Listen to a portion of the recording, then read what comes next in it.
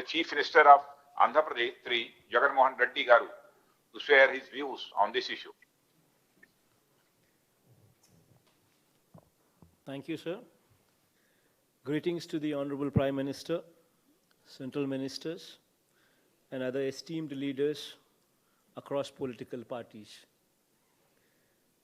At the onset, I'd like to express my deepest anguish over the death of our 20 brave soldiers who displayed exemplary courage while protecting the sovereignty of our great nation.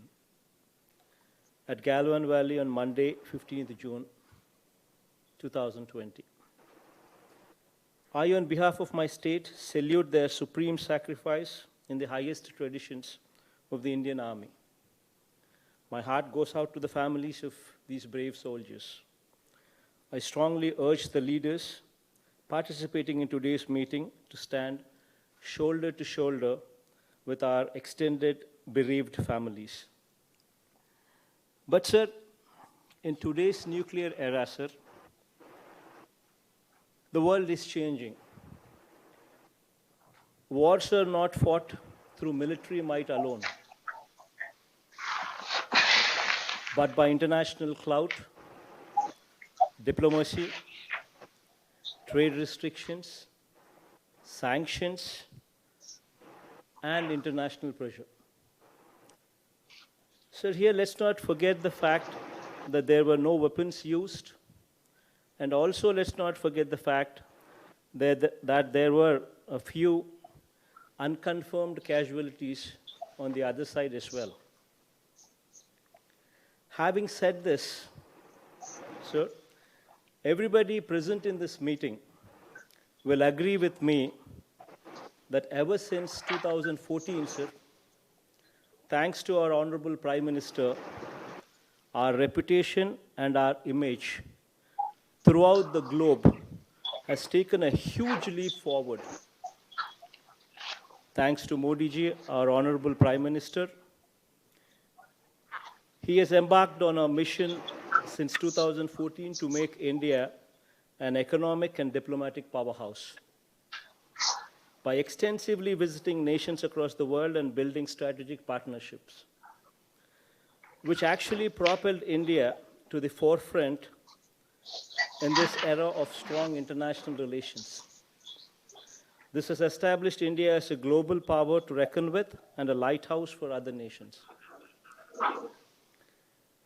Sir, we have gained prominence in the global sphere, and it is quite evident from the Honorable Prime Minister's most successful foreign policy initiatives, which has secured our membership in the top 3 international control regimes for missiles, arms, and bioweapons, namely Missile Technology Control Regime, Wassenaar Agreement, and Australia Group.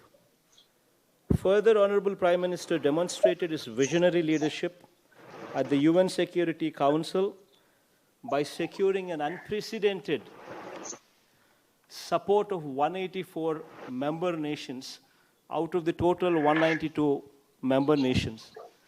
This kind of numbers to support our cause was never seen in the past. This monumental achievement speaks volumes and reflects greatly on our Honorable Prime Minister's outstanding skill as a global statesman. So this is our strength, sir. You are our strength. The contacts, the diplomatic relationships, what you hold, this is our strength. While this was the positive side, sir, on the flip side, due to India's glorious growth story under your regime, India has also gained envy of many, sir, who have tried to destabilize India through indirect forces. Despite such pressures working against us, we have emerged victorious time and again.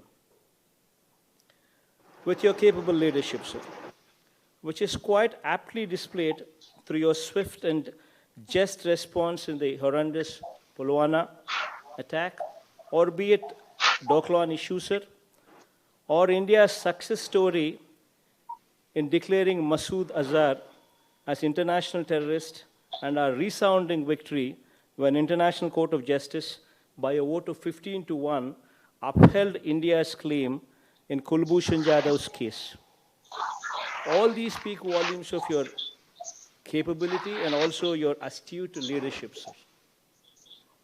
And I'm confident of India's future in your able leadership in this situation as well, sir. Sir, I'm closely following the situation building up in Galwan Valley, sir.